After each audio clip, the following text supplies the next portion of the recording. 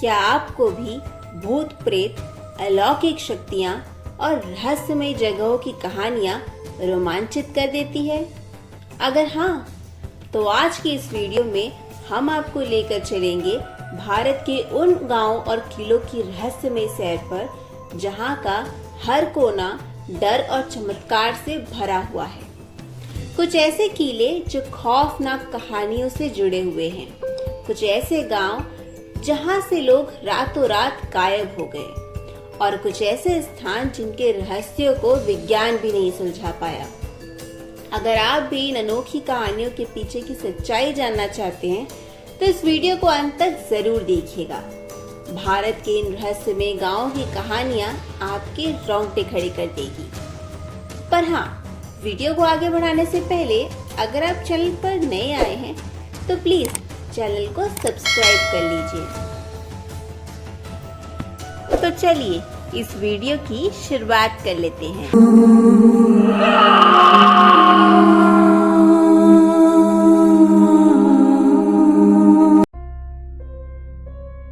हमारी इस रहस्यमय यात्रा का पहला पड़ाव है भानगढ़। भानगढ़ राजस्थान का वो किला जहां सूर्यास्त के बाद जाने पर सख्त पाबंदी है। राजस्थान के अलवर जिले के भानगढ़ किले की ओर किले के बाहर लगे बोर्ड पर ये साफ लिखा है कि सूर्योदय से पहले और सूर्यास्त के पश्चात इस किले में प्रवेश करना मना है। ऐसा माना जाता है कि रात के वक्त इस किले के आसपास भी नहीं बैठा जा सकता। आज मैं आपको इस भानगढ़ के किले की कुछ कहानियां बताऊंगी, जिसके कारण रात के वक्त लोग इसके आसपास भी नहीं फटकते। भानगढ़ से जुड़े दो कहानियां प्रचलित हैं, जिसमें से पहली कहानी ये है। ऐसी मान्यता है कि जब आमेर के राजा भगवंत दास भानगढ़ के किले का निर्माण करवा रहे थे, तो दूसरी ओर गुरु बालूनाथ तपस्या किया करते थे। गुरु बालूनाथ को खबर लगी कि उनके पास एक किला बनाया जा रहा है। उन्होंने राजा को बुलाकर ये चेतावनी दी कि किले की ऊंचाई उतनी नहीं होनी चाहिए कि उसकी परछाई उनके तपस्या स्थल पर पड़े। राजा ने गुरु की चेतावनी मान ली और किले का निर्माण इसी हिसाब से कराया गया। लेकिन जब भानगढ़ के तीसरे शासक ने गद्दी संभाली तो उन्होंने किले की ऊंचाई बढ़वा दी, जिससे कि किले की परछाई गुरु बालूनाथ की तपस्या स्थल पर पहुंची। गुरु ने भानगढ़ को श्राप दे दिया, ये किला तबाह हो जाएगा। इसके बाद भानगढ़ पर दुखों का पहाड़ टूट पड़ा। यह भी कहा जाता है कि 1783 में एक भयंकर अकाल आया था, जिसमें काफी सारे लोग मारे गए। इसे भी गुरु बालूनाथ के श्राप का ही असर माना जाता है। आज भी श्राप का प्रभाव महसूस किया जा सकता है और इस कारण से लोग किले के आसपास भी रात में नहीं जाते। ये तो थी एक कहानी। इसके अलावा एक और कहानी बहुत प्रचलित है, जो है राजकुमारी रत्नावती के बारे में। राजकुमारी रत्नावती बहुत सुंदर थी और देश के शाही परिवारों से उनको चाहने वालों की अच्छी खासी तादाद थी। काले जादू में माहिर एक तांत्रिक को भी राजकुमारी से एक तरफा प्यार हो गया। एक दिन जब राजकुमारी अपनी सहेलियों के साथ खरीदारी करने गई तो तांत्रिक ने उन्हें इत्र खरीदते हुए देखा। तांत्रिक ने राजकुमारी के इत्र को लव पोषक में बदल दिया। लव पोषक उस जादुई लिक्विड को कहते हैं जिसके संपर्क में आने के बाद व्यक्ति में उस शख्स के प्रति प्यार की भावना पैदा हो जाती है और वो खुद ब खुद उस शख्स तक पहुंच जाता है। राजकुमारी को तांत्रिक की चाल का पहले से पता चल गया। उसने इत्र को पास के एक बड़े पत्थर पर फेंक दिया। लिक्विड के जादू से वो बड़ा पत्थर जादूगर की ओर लुढ़कने लगा और तांत्रिक की पत्थर से कुचल जाने से मौत हो गई। कहते हैं कि मरने से पहले तांत्रिक ने गांव को श्राप दिया और कहा कि जल्द ही तबाह हो जाएगा और कोई भी इसके परिसर में नहीं बचेगा। अब ये इत्तेफाक कहें या उस तांत्रिक का श्राप, लेकिन कुछ समय बाद मुगल सेना ने राज्य पर कब्जा कर लिया और राजकुमारी रत्नावती सहित किले के सभी निवासियों को मार डाला। माना जाता है कि मारे गए लोगों के भूत आज भी रात को भानगढ़ के किले में भटकते हैं। कई लोग इनकी आवाजों को सुनने का दावा भी करते हैं। इसी कारण से भारत सरकार ने इस किले के बाहर चेतावनी बोर्ड लगाया हुआ है और आर्कियोलॉजिस्ट सर्वे ऑफ इंडिया ने रात में भानगढ़ किले में जाना बैन किया हुआ है। चलिए अब हम अपनी रहस्यमय यात्रा के दूसरे पड़ाव पर चलते हैं, जो कि है कुलधरा। राजस्थान में जैसलमेर शहर रेगिस्तानी क्षेत्र में स्थित है। शहर के बाहर सैकड़ों मील दूर तक रेगिस्तान फैला हुआ है, जहां जगह जगह रेत के बड़े बड़े टीले हैं। शहर से कुछ मील की दूरी पर कुलधरा नाम का एक खूबसूरत गांव है, जो पिछले 200 सालों से वीरान पड़ा है। इस गांव में रहने वाले लोग 200 साल पहले रातों रात अपना गांव छोड़कर कहीं और चले गए और फिर कभी वापस नहीं आए। कुलधरा गांव अब पुरातत्व विभाग की निगरानी में है। स्थानीय परंपरा के अनुसार 200 साल पहले जब जैसलमेर राजवाड़ों की एक रियासत थी, उस समय कुलधरा गांव उस रियासत का सबसे खुशहाल गांव था। यहाँ से सबसे ज्यादा रेवेन्यू आता था। इस गांव में पालीवाल ब्राह्मण रहते थे। गांव की एक लड़की की शादी होने वाली थी, जिसके बारे में कहा जाता है कि वो लड़की बहुत खूबसूरत थी। जैसलमेर रियासत के दीवान सलीम सिंह की नजर उस लड़की पर पड़ गई और उस लड़की की सुंदरता से उसे प्यार हो गया और उसने उस लड़की से शादी करने की जिद की। स्थानीय स्तर पर प्रचलित कहानी के अनुसार सलीम सिंह एक अत्याचारी व्यक्ति था, जिसकी क्रूरता की कहानियां दूर दूर तक मशहूर थी। लेकिन इसके बावजूद कुलधरा के लोगों ने सलीम सिंह को लड़की का रिश्ता देने से मना कर दिया। सलीम सिंह ने गांव वालों को सोचने के लिए कुछ दिनों का समय दिया। गांव वाले जानते थे कि अगर उन्होंने सलीम सिंह की बात नहीं मानी तो वो गांव में कत्लेआम मचा देगा। परंपरा के अनुसार कुलधरा के लोगों ने गांव के मंदिर के पास स्थित एक चौपाल में पंचायत की और अपनी बेटी और अपने गांव के सम्मान को बचाने के लिए हमेशा के लिए उस गांव को छोड़ने का फैसला किया। सारे गांव वाले रात के सन्नाटे में अपना सारा सामान, मवेशी, अनाज और कपड़े लेकर अपने घरों को छोड़कर हमेशा के लिए वहां से चले गए और फिर कभी वापस नहीं आए। जैसलमेर में आज भी सलीम सिंह की हवेली मौजूद है, लेकिन उसे देखने कोई नहीं जाता।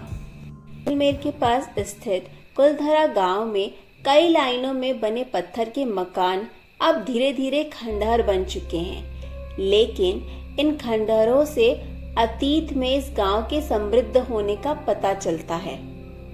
स्थानीय लोग अपने बूढ़ों से सुनी हुई बातें बताते हैं कि रात के सन्नाटों में कुलधरा के खंडहरों में किसी के कदमों की आहट सुनाई देती है। स्थानीय लोगों में यह मान्यता भी काफी मशहूर है कि कुलधरा के लोगों की आत्माएं आज भी यहाँ भटकती है। और मान्यता यह भी मशहूर है कि जब कुलधरा के लोगों ने इस गांव को छोड़कर जा रहे थे तो उस समय उन्होंने ये श्राप दिया था कि ये गांव कभी नहीं बसेगा। उनके जाने के 200 साल बाद आज भी ये गांव जैसलमेर के रेगिस्तान में वीरान पड़ा हुआ है। तो ये तो थी कुलधरा की कहानी।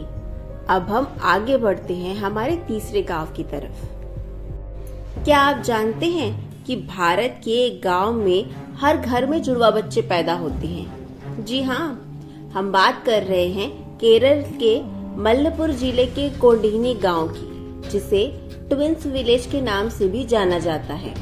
यहाँ जुड़वा बच्चों की संख्या इतनी ज्यादा है कि वैज्ञानिक भी इसके रहस्य को आज तक सुलझा नहीं पाए हैं।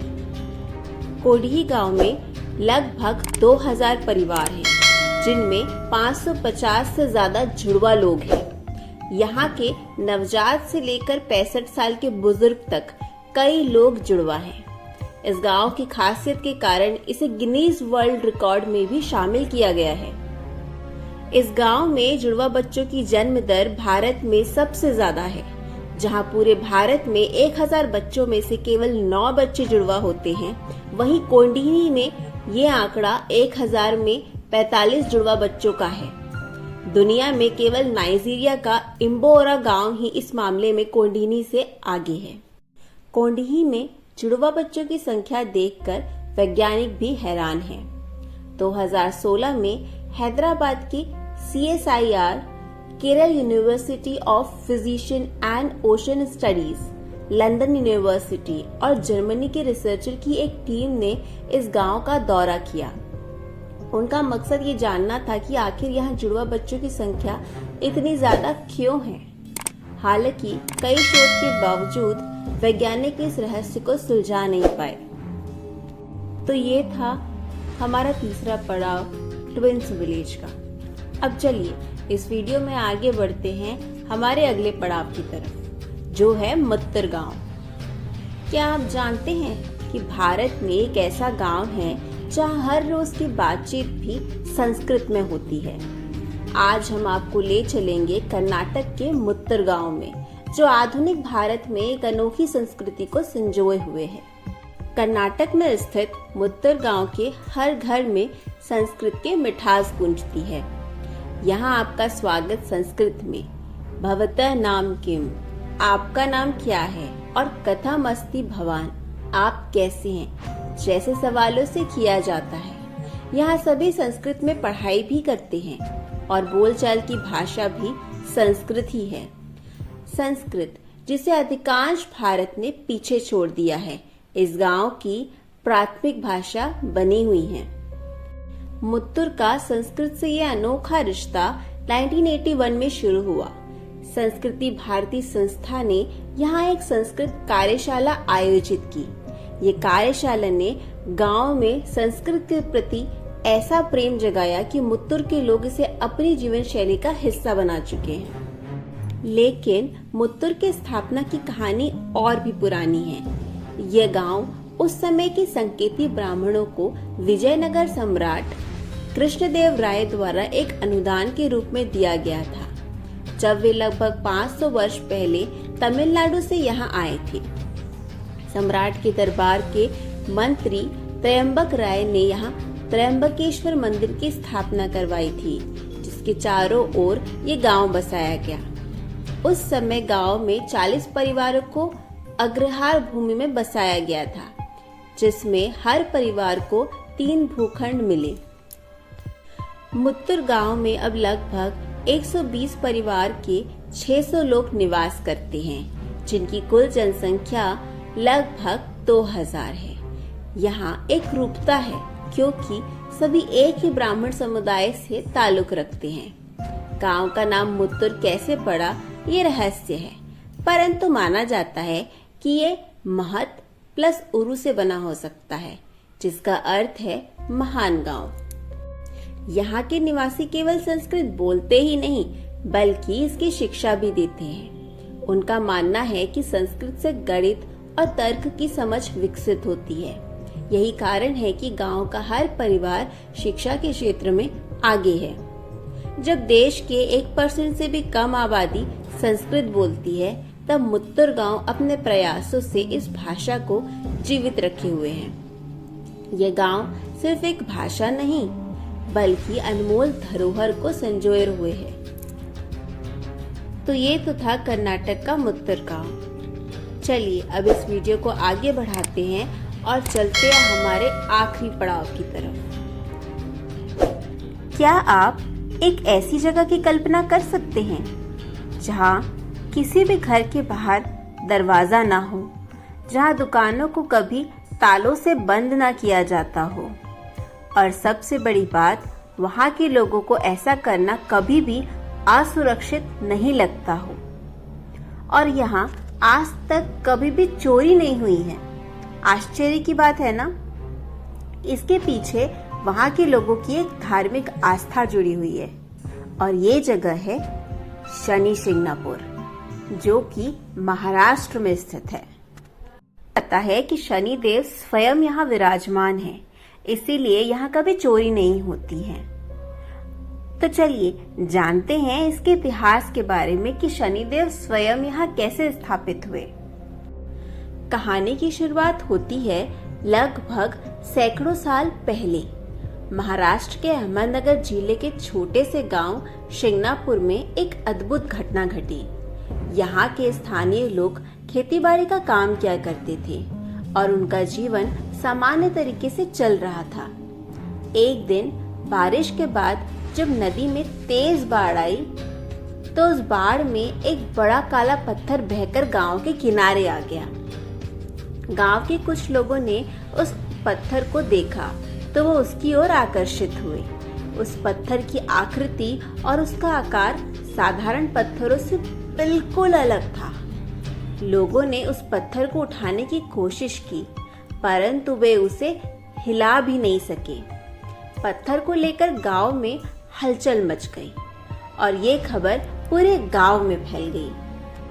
गांव के बुजुर्गों ने सुझाव दिया कि हमें इस पत्थर के बारे में जानने के लिए ध्यान करना चाहिए।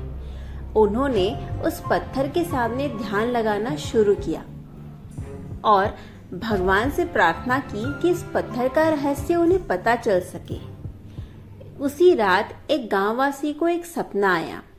सपने में शनिदेव प्रकट हुए और उन्होंने उस व्यक्ति से कहा, ये काला पत्थर कोई साधारण पत्थर नहीं है, ये मैं हूँ शनिदेव। मुझे उस स्थान पर स्थापित करो और मेरी पूजा करो। जो कोई भी सच्चे मन से यहाँ मेरी पूजा करेगा उसकी सभी समस्याएं दूर होंगी। अगले दिन उस व्यक्ति ने गांव वालों को अपने सपने के बारे में बताया। गांव के सभी लोग उस पत्थर के पास इकट्ठा हो गए और उन्होंने मिलकर शनिदेव की पूजा करने का निर्णय लिया। बिना किसी मंदिर के उन्होंने खुले आसमान के नीचे उस पत्थर को एक पवित्र स्थान मानकर स्थापित कर दिया।